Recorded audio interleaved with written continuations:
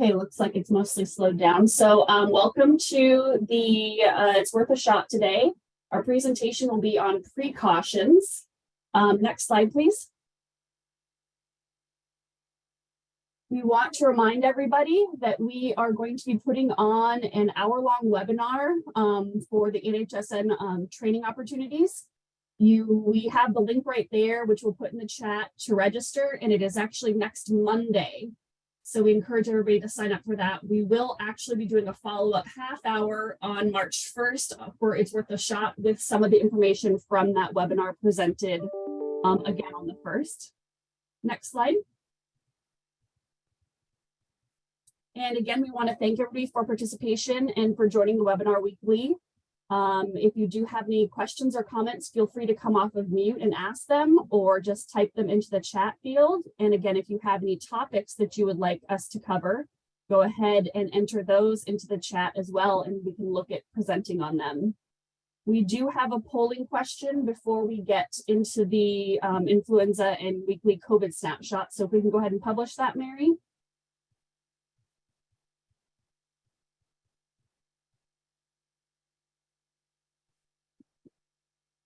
Okay, do you know when your in-house supply of vaccine expires?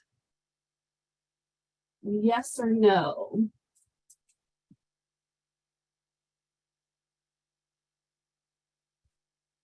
We'll give a couple moments for people to vote on that.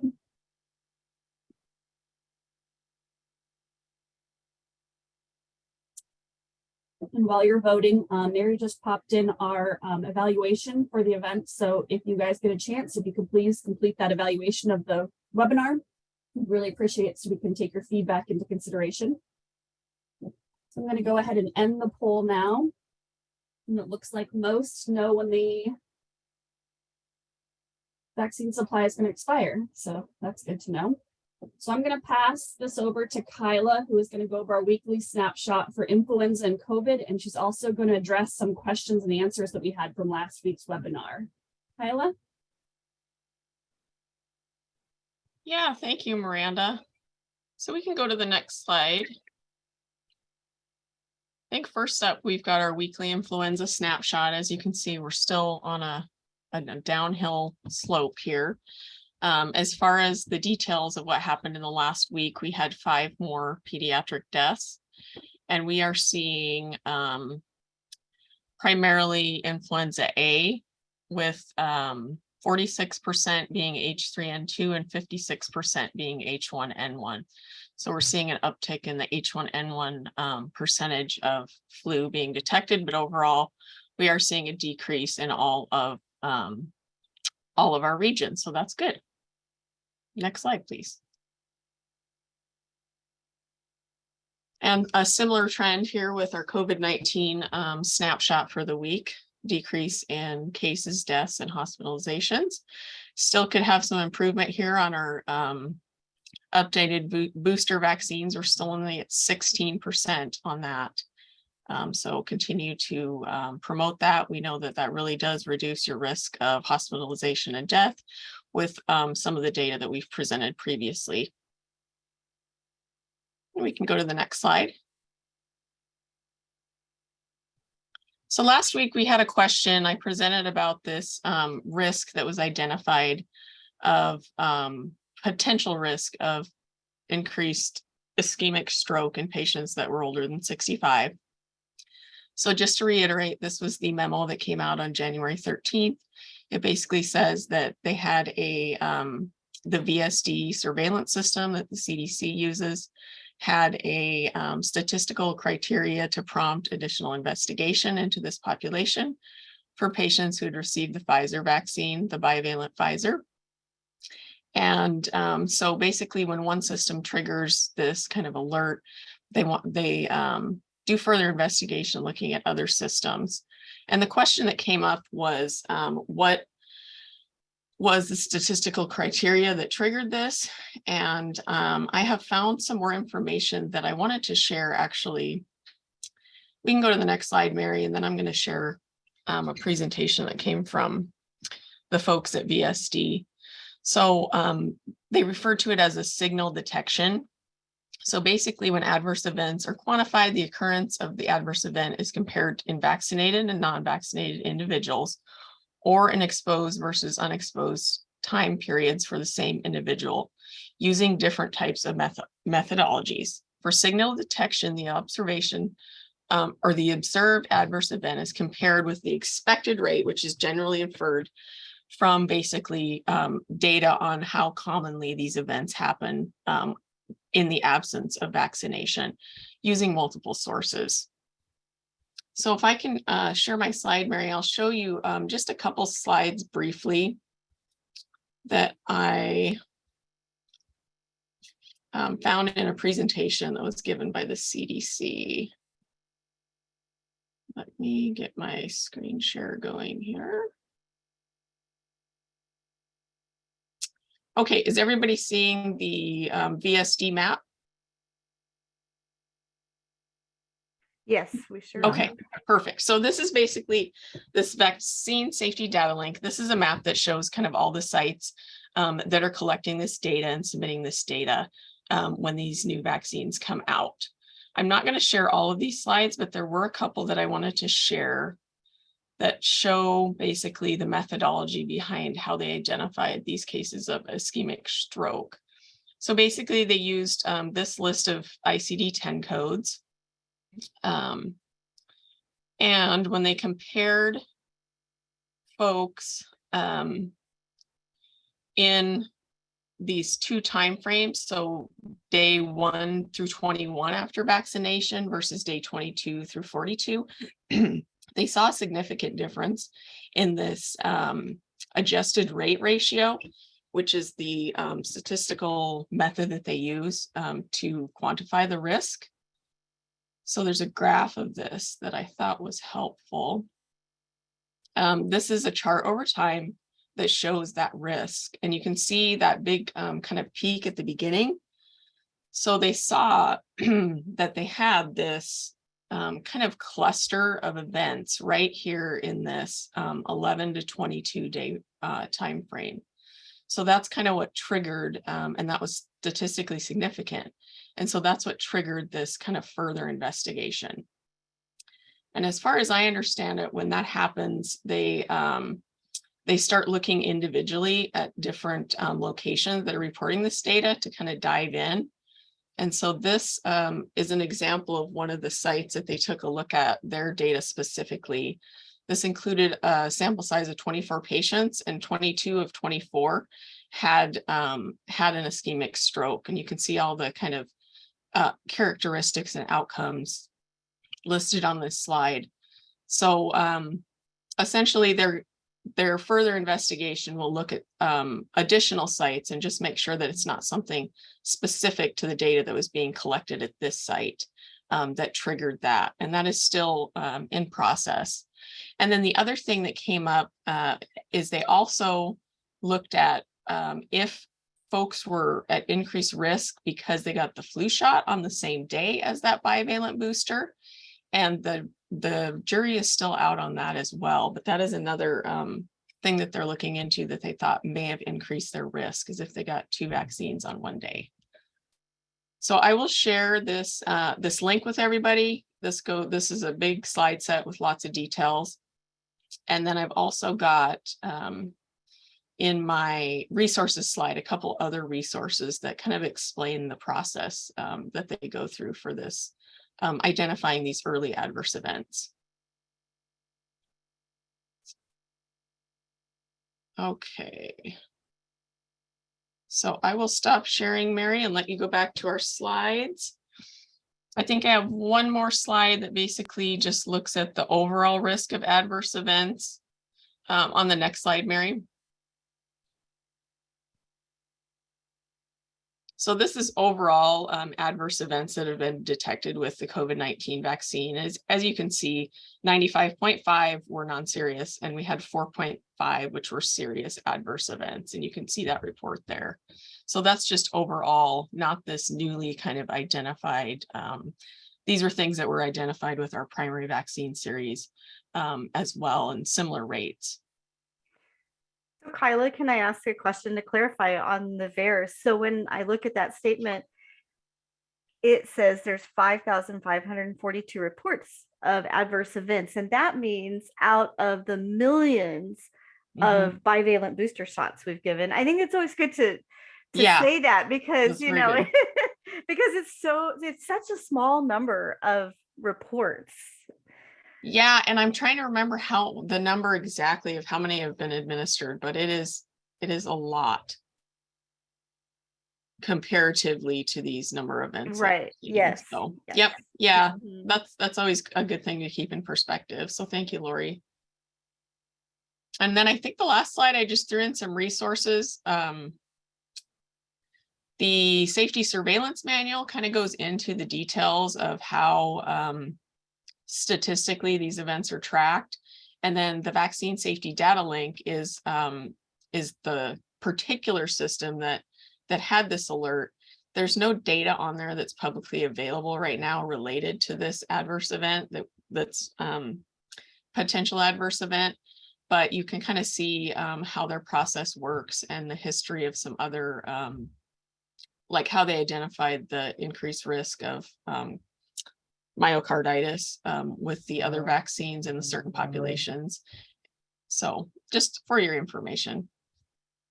So I will turn it over to Lori. Thank you, Kyla. I appreciate that. So I'm Lori Chiquick. If you don't know me, I am a nurse and I'm based here in Alaska. And it's a privilege to be here today. I'm an infection preventionist. That's what I've been doing for going on 2 decades now. So a good portion of my healthcare career. So today we're going to talk a little bit about precautions.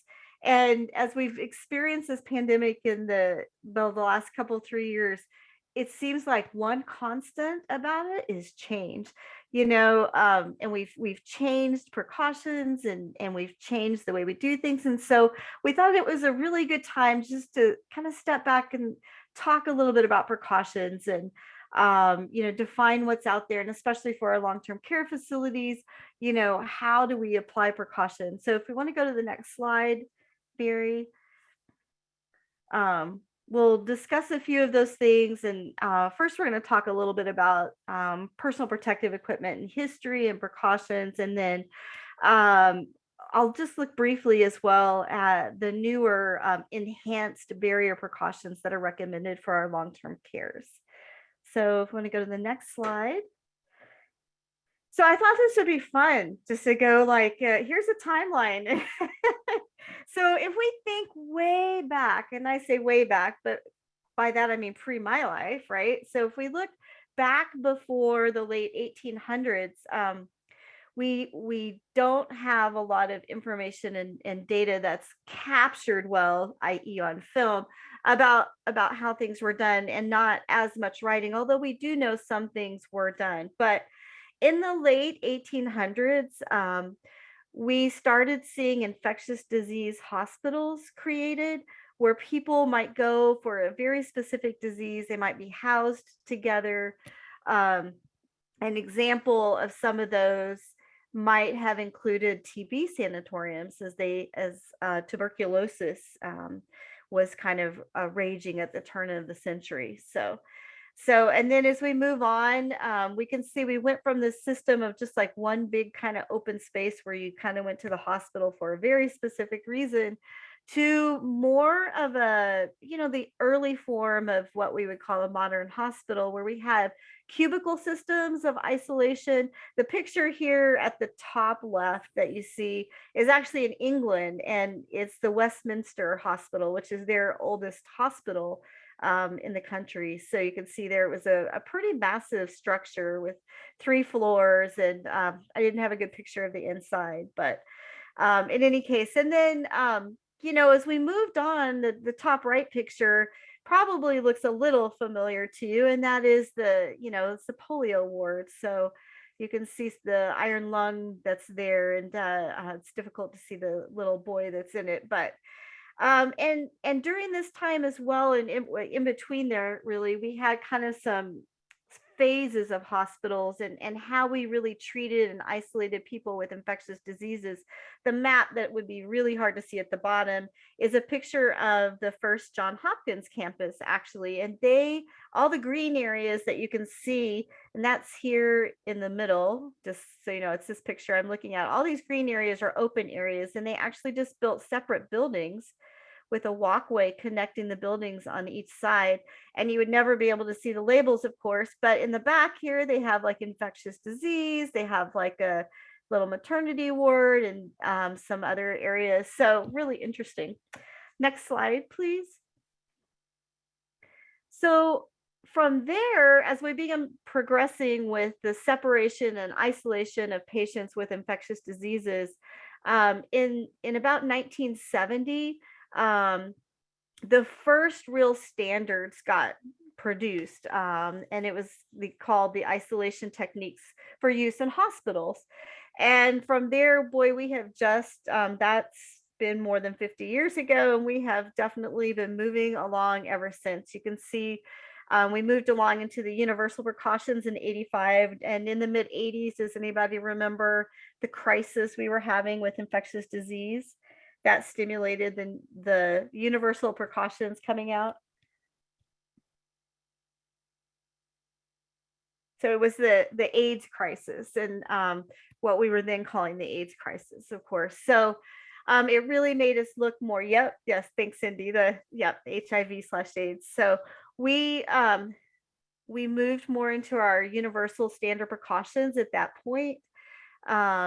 The CDC came out with their first guidelines for isolation precautions during that time.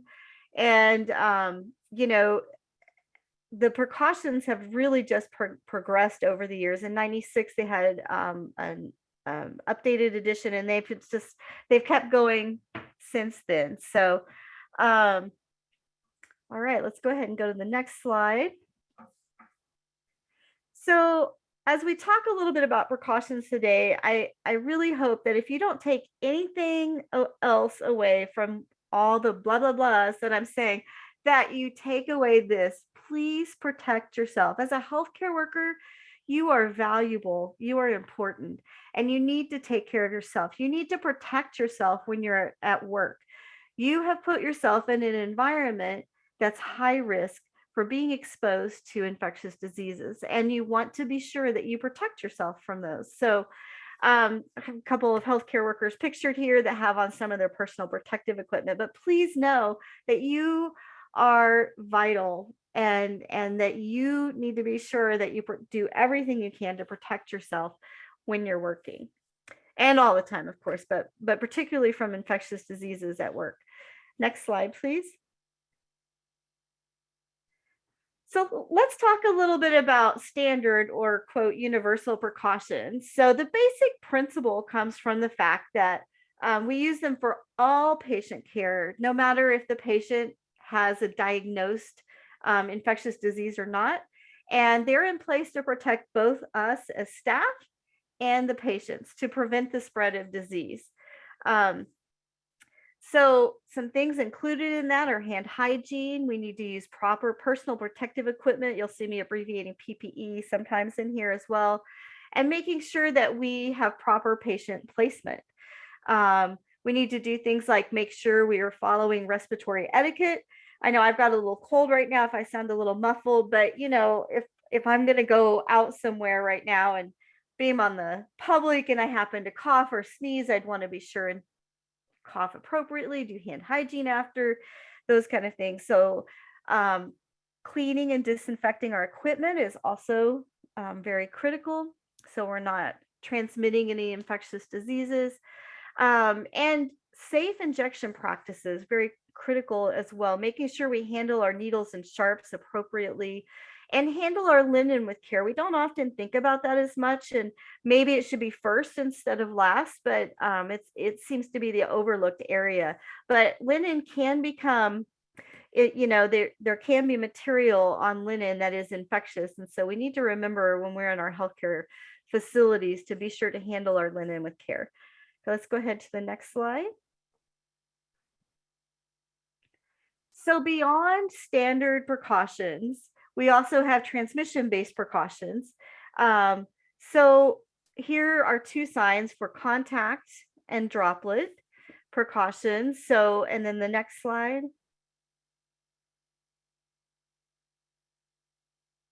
And airborne precautions as well. And we've become very familiar with these during the pandemic because our COVID-19 patients should be placed in airborne precautions, ideally in an AII or quote negative pressure room. And we need to use best practice guidance. Next slide, please. So then we had all these precautions in place, and then the pandemic hit, and oh my goodness.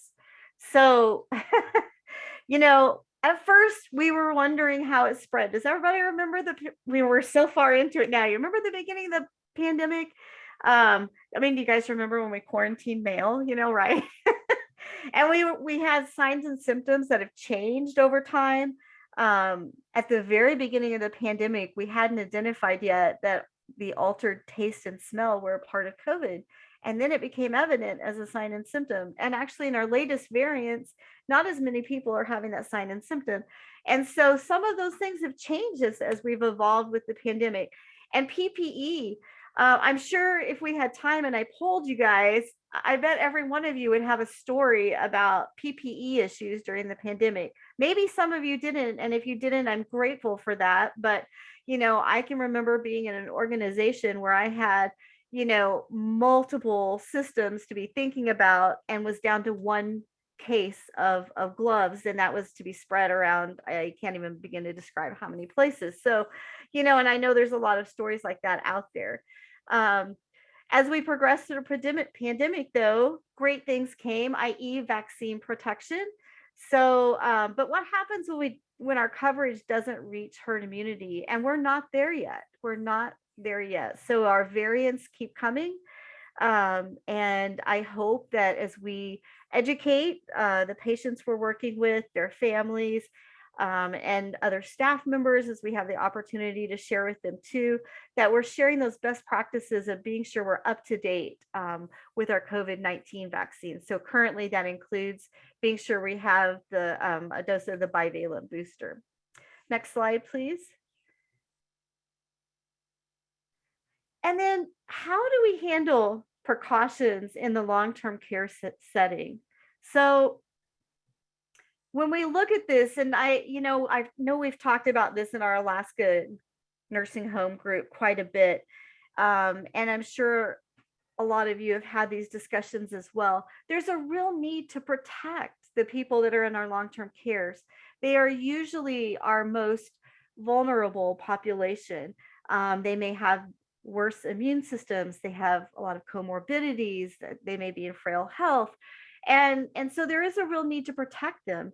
On the other hand, and I really apologize, I think this slide may have gotten changed, but on the right side, it's supposed to say home, not protect. So I apologize for that. But in any case, you know, ideally in our long-term cares, wouldn't it be nice if, like these ladies here, we're able to be together and stand? It's supposed to be a home-like environment. If family gets together, like perhaps the person at the bottom is, with with a family member, you know, then that sense of touch, that sense of being able to smile and see.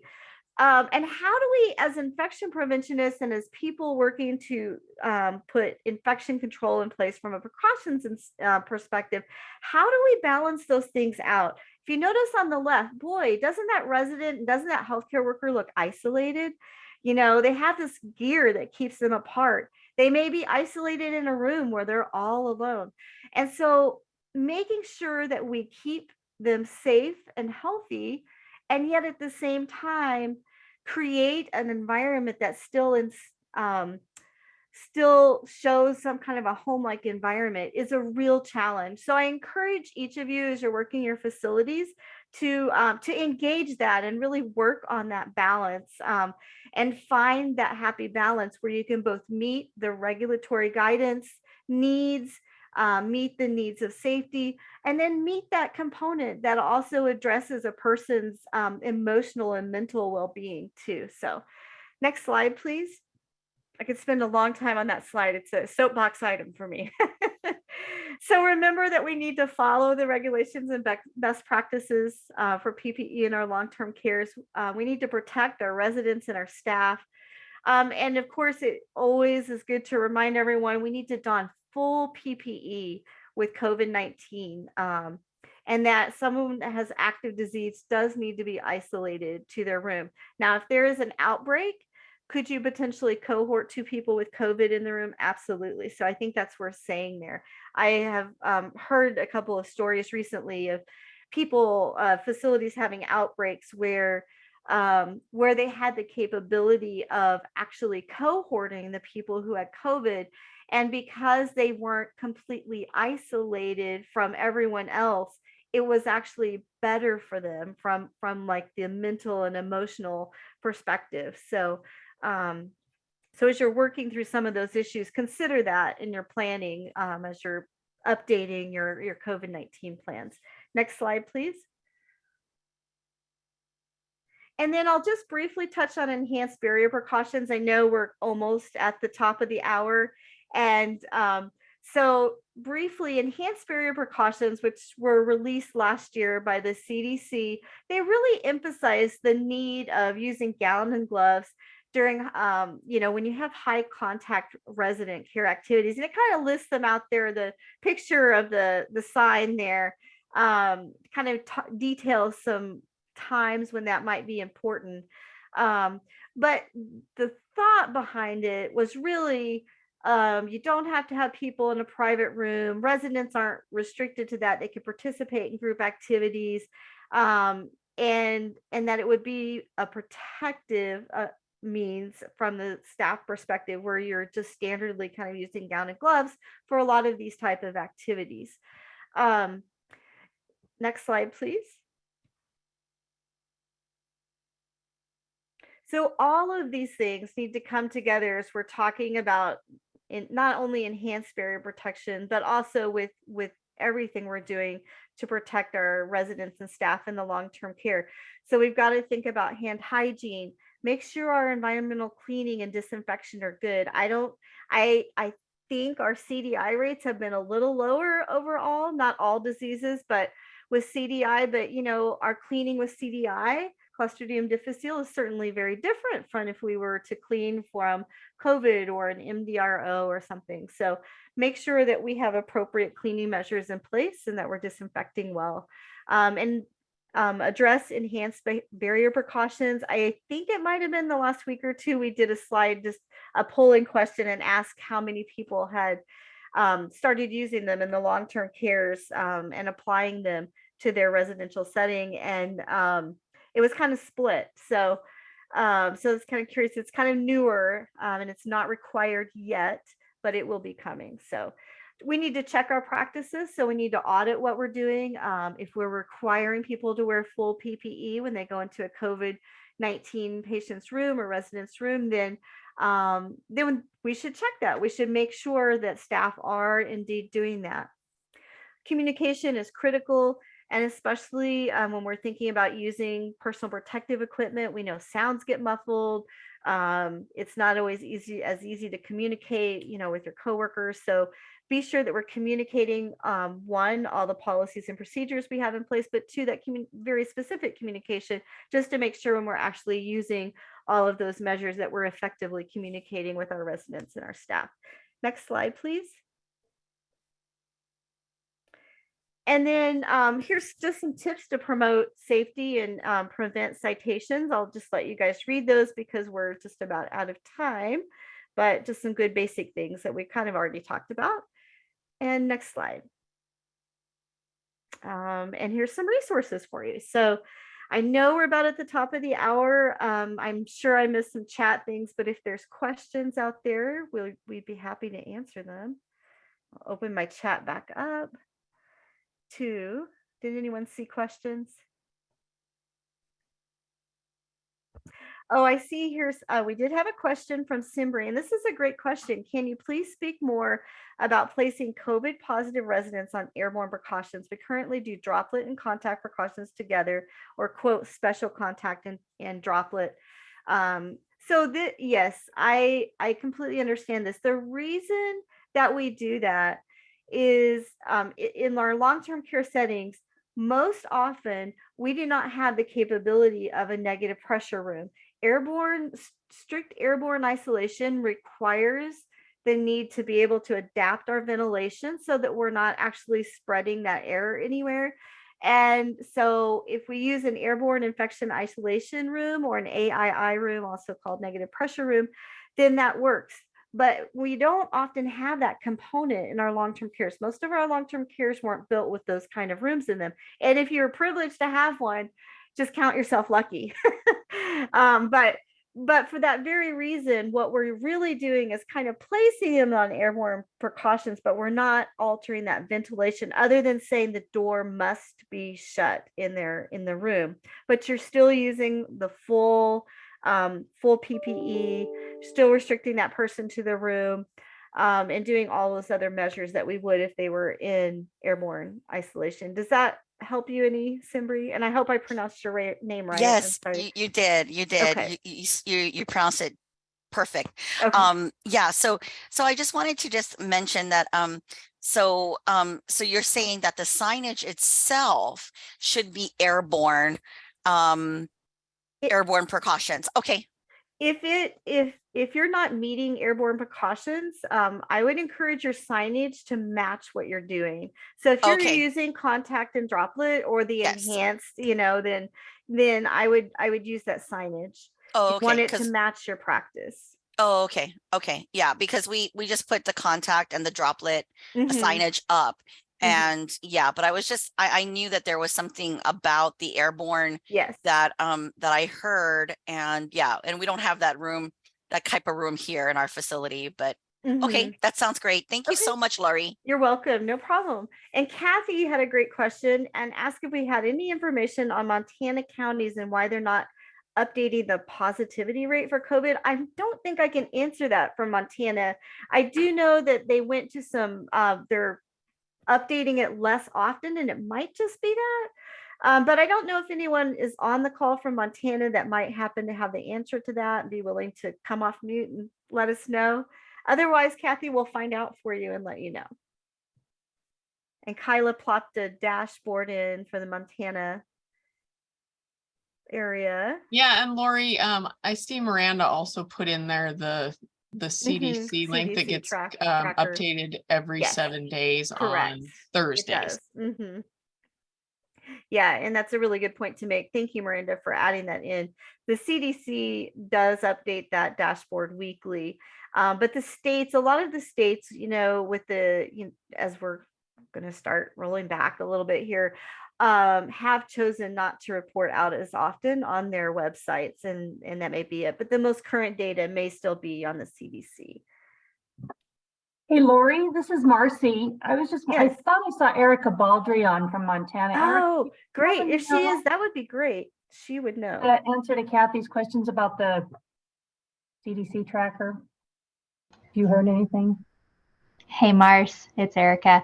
I did email Kathy directly and CC'd our team that oversees that. So there are two sources, and so I think I just needed a little bit more information, and I've seen both posted. So for data, there's both the Montana dashboard as well as the CDC information. And so I think what I needed from Kathy, and so I emailed her, was just what source is she looking at? Because when I do look at the CDC's website, I am able to locate that data. So I'll work with her directly on that. But if something does show up that there was a missing piece or something like that, I can definitely send you guys an email stating kind of where we're at with things. Thank you, Erica. I appreciate that. So our It's Worth a Shot series is regional, and so we have like 4 states and some other areas involved, and so I appreciate that. Erica works at our state of Montana, so thank you so much, Erica. We appreciate your expertise. Are there any other questions? I know we're well over time now. We don't want to hold people too long, and we probably need to wrap up, but yeah, we just have the reminder that we do have that 1 hour NHSN webinar that you'll be presenting on as well, Lori, on the 27th. So I put that link to registration in the Zoom again. And then again for next week's It's Worth a Shot, which is March 1st, we will be going over a snapshot of that NHSN live demo webinar. So that's what we'll have coming up next week. So if we don't have any further questions, we just want to Awesome. thank everybody for participating. And Lori, thank you so much for your presentation. And we look forward to seeing you all next week. And thanks to Kyla too. So yeah, good Oh, Kyla, information. yes, thank you, Kyla. Thank Bye, you all for everybody. being with us today. Have a good one. Thank you. Thank you.